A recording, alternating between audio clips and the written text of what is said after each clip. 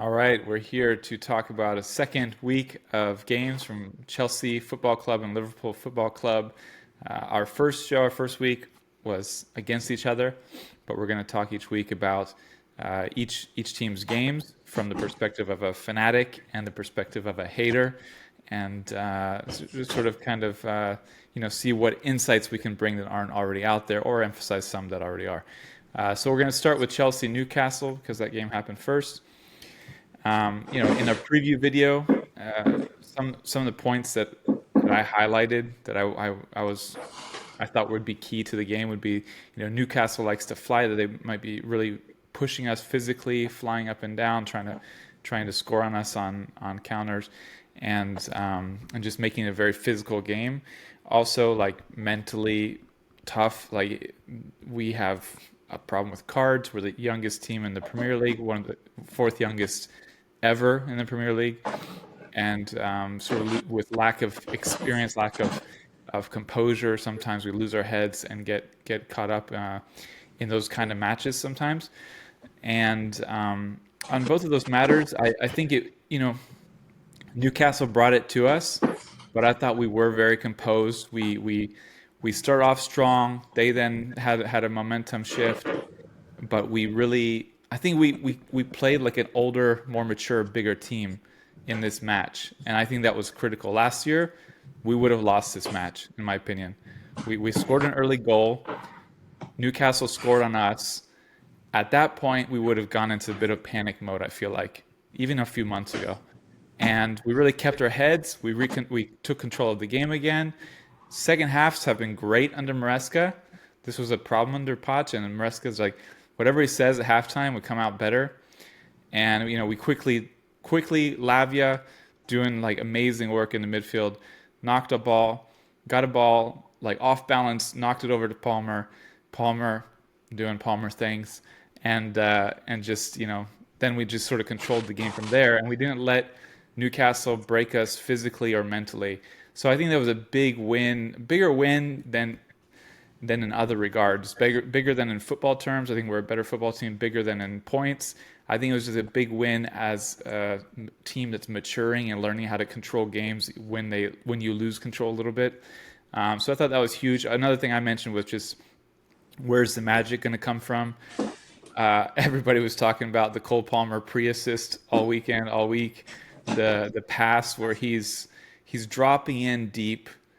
He doesn't seem, he's always, if you watch him, he's always checking around the field.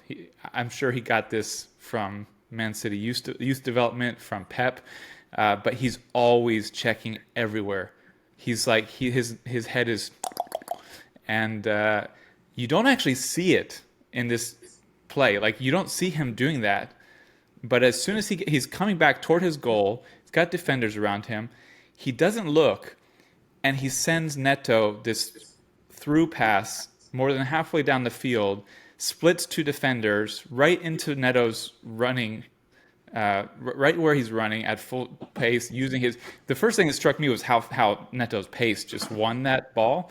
Like, he just was so much quicker than the Newcastle defenders. But then when you watch the replay, I mean, everybody again was talking about this pass all week. It's just an amazing, insane pass. And I've heard some former pros be like, nobody else can make that. Kevin De Bruyne, he can make that pass. Because it wasn't just like the vision, it was the turn. It was like he was facing the opposite direction, the whip, the turn. Maybe Trent could have, I don't know, but I don't know if he makes exactly that kind of pass.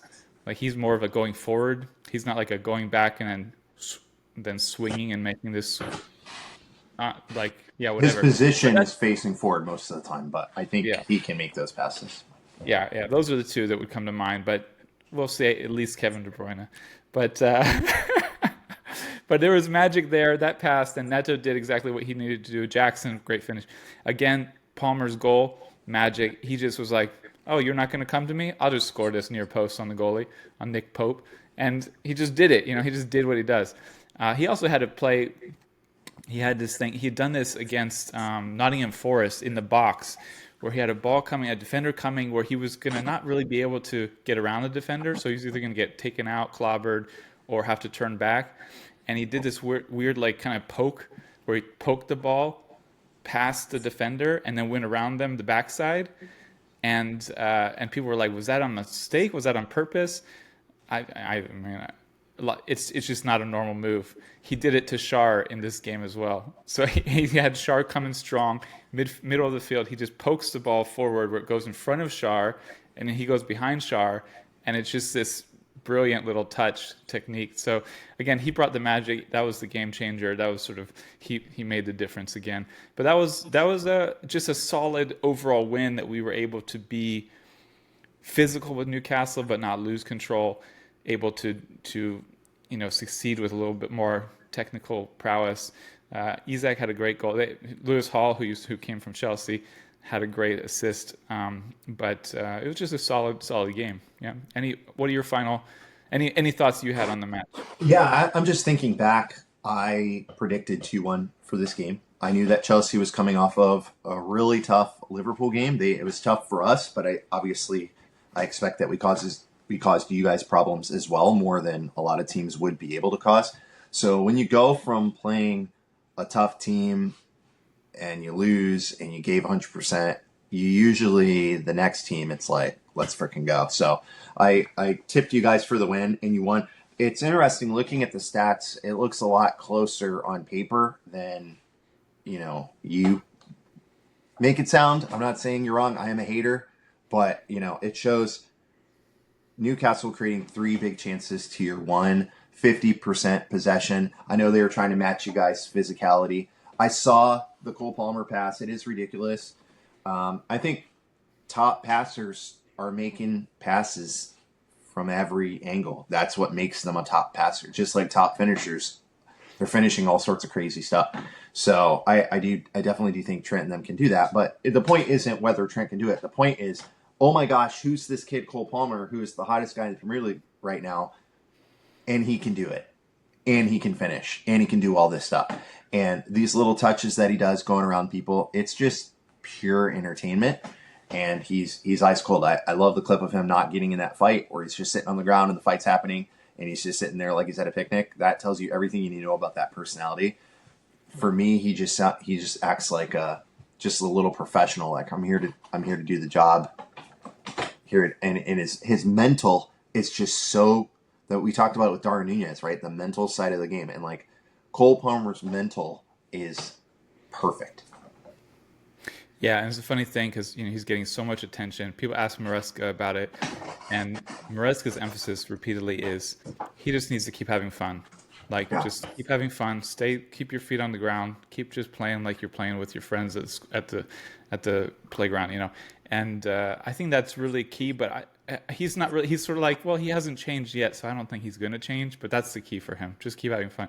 And I think that is true. Like Cole Palmer, he's not letting anything get to his head. But the brief moment that he might, it's good he's got a coach who's going to say like, hey, just have fun out there, And I saw someone talking almost in the same way about Lamine Yamal, and they have very similar profiles in certain ways, even from their lankiness, their left foot, all of this stuff. But they just go out there to have fun. They just remind you of playing with your friends and having the most fun of your life, and that's what they do.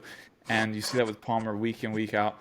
And I think that's really a key. There's probably a lot of players who can do what Cole Palmer does. They just don't have the mindset for it. They just don't think, oh, I'm just going to do a fun play here, And it is a difference maker. Now, the game was very close. I think that is the challenge is, we'll come out strong and then we can lose momentum, and it's how you get back from that, or how do you stop having those long periods where Newcastle sort of took over for second half of the first half kind of for a while. So that is the challenge. But I sent you a video that I wanted you to watch. It was like 5 seconds long where they're just messing around in a rondo or something, and Cole Palmer nutmegs Noni Madueke, and he's got like this straight face afterwards. Like he's not smiling or anything for a while, but he's like watching Noni.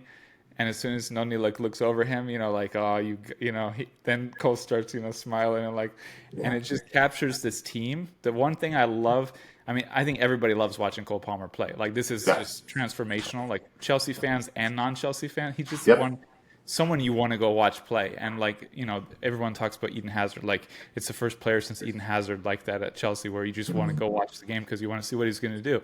Right. And so that's part of it. But part of it is just the vibes of this team. They're all this young, similar age, and they have so much fun. They're so cool together. I absolutely just love this team as a unit. Like, just the way they just love to have fun with each other. They're serious, but they're not taking it too seriously. They're having fun, but they're trying to win. And I don't know, that short clip just captured. There's a lot of these. Cucurella, Yeah. sort of that tenor. Everybody says he's the funniest guy on the team. He's the center of this fun, I think, and sometimes. But all of them have this kind of fun nature about them where they're not too serious even when they're trying their hardest. So I love that. I think that's a difference maker. So that's it for me for Chelsea and Newcastle. Of course, Newcastle then came and beat us midweek. We made it like full teams change, and Yeah. we sort of didn't have all of those things that I talked about needing for the Premier League game, the solid defense, the magic from someone. But we won't talk about that game. We're not talking on Premier League games. How weird and not planned out is this though? This is a hot take. Okay, so eventually we'll have a stinger. Hot take, right? I mean, right now we don't. But you played them in the league, and then you play in the EFL Cup, Carabao Cup. You play them there. We just played Brighton in the Carabao Cup, and now we play Brighton tomorrow. So it's just, it seems kind of cool. Oh man, we're going to play them twice in a row. It's really not. Like, it just makes it where one game is just kind of dumb or stressful or an injury risk.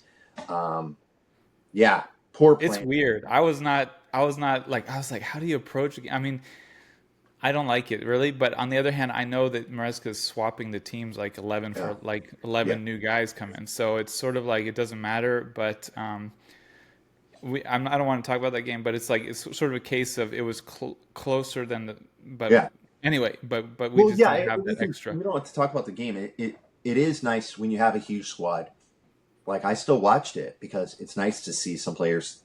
We have two. Yeah, well, let's jump into how many players changed from yours from the previous Brighton to this coming weekend. Well, anyway, we'll get to that. We'll get to that in the next video about the Brighton match. So we'll leave that for that. But let's jump to the big Liverpool Arsenal, which was the big game of the weekend. Number 1 versus number 3. I got some stuff. I've got some bullets for that. I was pretty nervous going into the game. Something maybe a lot of people don't know.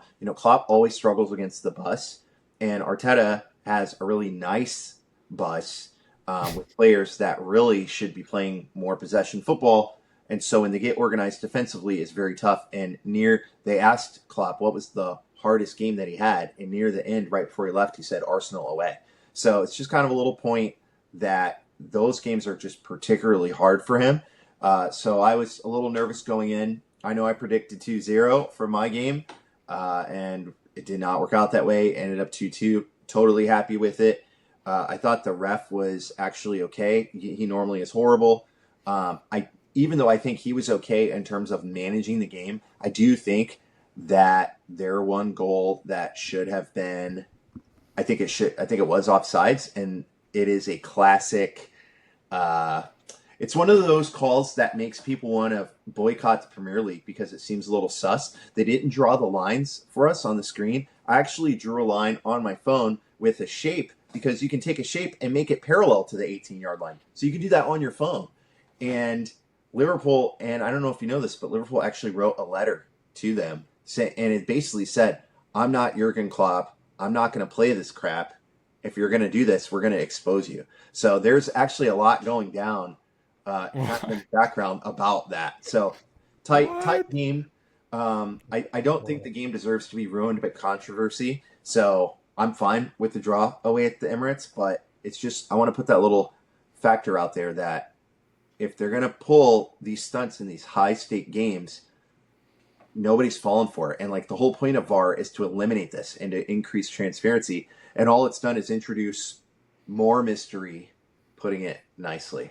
So I do think it's a loss for them and a win for us because they were ahead twice. And psychologically, when you go down in a big game like that, it's just like such a sick feeling in your stomach because it's like you're playing a rival. You're competing for the same thing. And like to overcome that emotional thing and to get back in it and then overcome it again. So big win for us, loss for them. Credit where it's due. They did not really park. They got organized defensively to protect their lead. I don't have a problem with that at all. That's common sense. It's what I want. It's what I want us to do sometimes. But they didn't have these ultra. How can I put it this way? Arsenal has set the bar of craphousery and dark arts so high that when they just do it a normal amount, it seems great. They did it. They were doing their dark arts. They were wasting time from the beginning of the game. Their keeper, Rhea, who I hate, was sitting on the ball from the beginning of the game. They're doing all their little fouls, and everybody knows it. But compared to what they normally do, it was great. So I'm glad they didn't super park. Saka is class. Not surprised at all.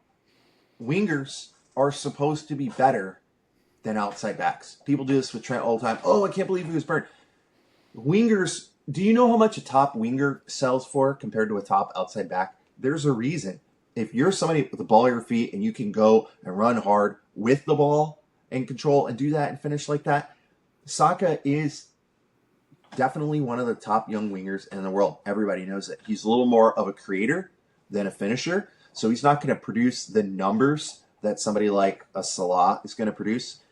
But in terms of sheer ability and athleticism and directness, he's absolutely up there. He skinned Robertson. It doesn't mean Robertson's bad.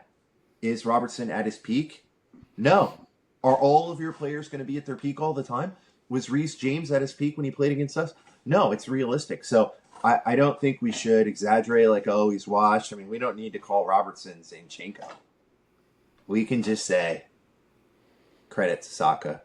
The thing I want to warn people about, though, is, and this is my last point, is slot.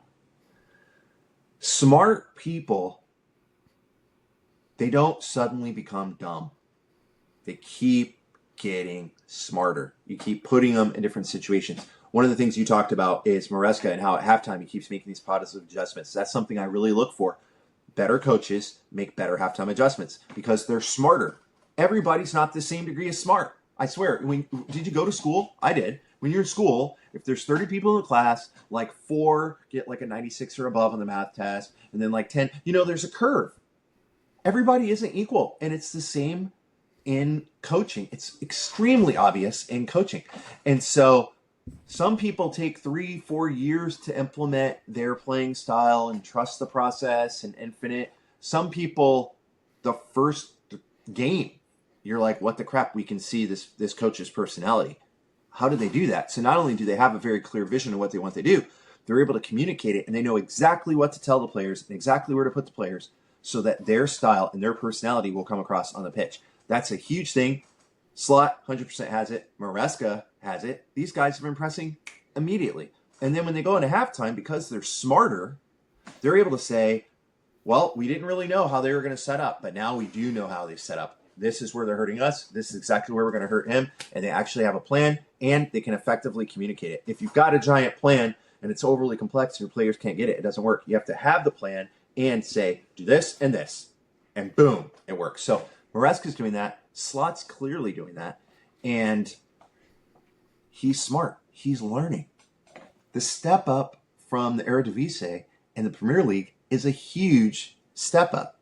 He's won 12 of the 14 games, including Champions League and other things. He's drew one and he lost one. So this, just like the Chelsea game before it, this was the toughest game he's ever had. He's never faced Arsenal before. He's never been there in that situation. And if you look, he's getting emotional. He's getting pissed. He's getting pissed at the refs. All these emotions are starting to come out of this like calm, reserved guy. Did you hear what he said in the press conference? Because he got a yellow card and he was like, oh, I said it's an effing joke. I wasn't talking about the ref. I was talking about the players. I mean, whoa, who is this guy? So we're starting to see a whole new side of this guy that is edgy, that is fiery, that is emotional, that is passionate, and is what you have to win 12 out of 14. Extremely competitive and intelligent. And so my warning to everybody is watch out. Slot is learning. He is learning on the job right now, and he's only going to get better. Yeah, no, I think I heard on another podcast recently, one of these many discussions I listened to. I think it was something like people talk about coaches need time, Hmm. but actually the stats have shown they're referencing a study that they think they'd read at some point, but they didn't like cite it specifically. But it Hmm. has shown something like your results in your first 8 games actually, or something like that, actually really tend to show what you're going to be able to end up doing with a team. Wow. Yeah, yeah, It's I not, it 100%. doesn't, that, and I don't know, I think about cases like, well, you can look at Eric Ten Hag at Manchester United. Like he never really did anything with them, aside from cups, which was, but whatever.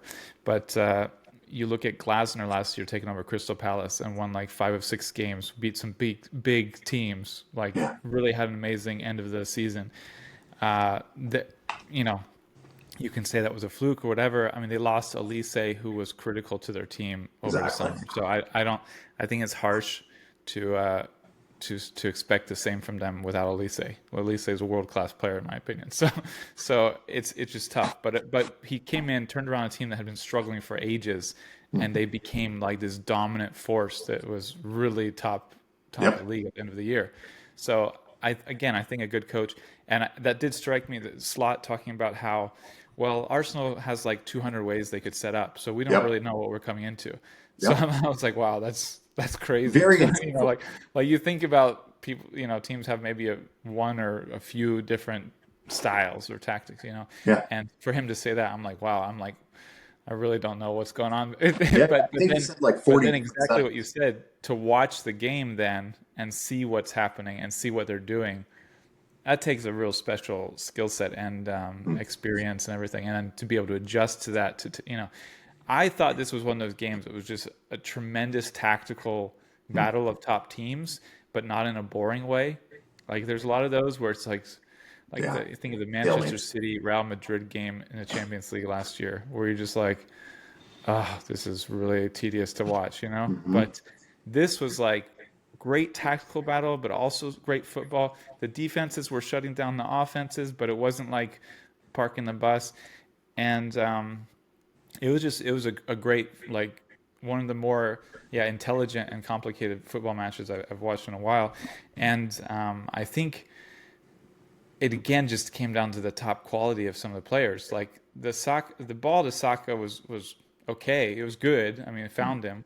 It was a good ball, but the cut back between the legs of Robertson. I mean, Robertson was doing nothing wrong. No. Robertson was defending perfectly. Saka just used, and one thing I was going to say when you were talking about that, in we know how it is. If you've got the ball, you're expected to do something with it. You're Right. expected to be in charge. You're expected to have the Yeah. advantage. So whether you're on the playground or on a pro pitch, you're expected to be able to do something if you're a top Right. attacking player. Doesn't Right. matter who's on it next to you. And I mean, Saka, that cutback on Robertson was just insane. That He was nailed and it. and when you watch in slow motion, you see how calm he was and how much he knew what he was going to do and knew how he was going to use the advantage of what Robertson was doing, because he had the ball. And Yeah. then He's and then the backpedaling finish, the finish was that's to me that's the hardest finish, near post high. near post high, because to me it's not that hard to hit far post high, far post low, Hmm. or even near post low. Aiming for near post high is so hard because it's so easy to either go a little too high, Hmm. go into the keeper, or even pull it. And I thought that's just that was a case of an amazing moment, a couple of moments by Saka. And then you had the set plays, so you sort of traded on set plays. Oh yeah, dude. I told you I wanted a set play against them. I Yeah, mentioned that in the podcast You last week. got the set play with the great flick and the header by Van Dijk, who's always a threat. On the flip side, they tried that same move twice. The first time Marino went in feet first and fell on his hip and was like almost injured himself. And then the second time he came in low head first and had a great. It was so anyway. You traded on set plays, and then Yeah. again it was the brilliance of Salah. Yeah. So I And just think it was a Trent. perfect matchup. I do give them a little credit because they lost. They didn't have Saliba, and then they lost Odegaard. Gabriel. That is a hard hit to Yeah. lose one of your Yep. top defenders, but to lose one and then lose another mid-match. Yeah, that's I hard. thought that was That was hard. I thought that Yep. was, but And I would say coming out of it, Liverpool got the big advantage from this, and Arsenal. I mean, one more little slip, and they could be they're out of the conversation. Liverpool, on the other hand, is right up there still, pressing Man City, and yeah, you have to say, yeah, like you said, like Liverpool should come out of it a little happier, despite it being 1 point apiece. but look at what it's like in the league. People talk about other leagues being better than the Premier League. Slots barely put a foot wrong. We're second. That that's mind numbing. Old school league was not like that. And I forgot to mention the Trent pass unlocked everything. That's Trent is a luxury type player. All game, good defending, and then boom, genius pass, unlocks the whole play. And if you watch it, it's like it was a sweet play because it was a sweet high IQ play because Salah's offsides, Darwin's there, Trent hits it, Darwin goes, and Darwin's just looking very calm and comfortable in this team. He looks like, yeah, I'm in this team. I'm here to play. But I know what Trent can do. I'm going to get there. Salah underlaps him, and he hits him calmly. I mean, I don't take it for granted that somebody like Darwin is doing all the right things in the moment. And that's on top of extremely high work rate and pressing that Slot demands. I'm happy with this team. I'm happy with this team. I Are we thought it doing was a funny. preview show? I thought it Before? was funny too that it was a similar kind of ball from similar kind of to a similar kind of place in that Mhm. in the field, flipped side, but like the same corner of and I just thought it was funny how much it was like a mirror Mm. the whole game. But I heard I couldn't hear your question, so Oh, I ask me said, are again. we doing a preview? Yeah, yeah, we'll Before? jump to Okay. that. But the last thing was I heard one analysis where they gave Konate the credit for that goal Yeah. because of his tremendous defending Yeah. He is on amazing. the Martinelli attack. I think it was, and then yeah, Trent like picked up the ball and had the great ball up to Nunez. But they sort of said this is because of what Konate does there and what he was doing. I agree. Well, the reality is, and this is why Slot would always, or not Slot, but Klopp would get mad whenever they try to give one player credit. He's like, yeah, well, you got to give all these other, it's complex. It's not just ever just one player. There's multiple things going on. But Yep. that pass, All right. not everybody makes that pass. Yeah. So that was last week. We're gonna end this video and jump into previews for our coming games. 1907. 1907. Hey, should we be 1907 or the 1907 show? Like, subscribe, tell us in the comments below, everybody who's following us.